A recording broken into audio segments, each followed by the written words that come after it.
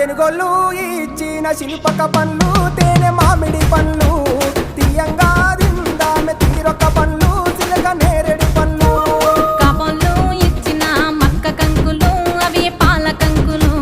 కాల్చుకొని తిందాము కందికాయలు పచ్చి పల్లికాయలు గుజారి గుజారి మామిళ్ళ కిందో నల్ల మామిళ్ళ కింద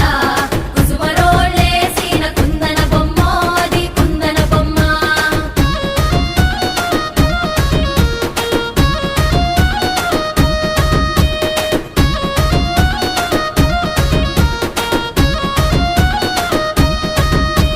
బెస్తోలు పెట్టిన పచ్చి చేపలు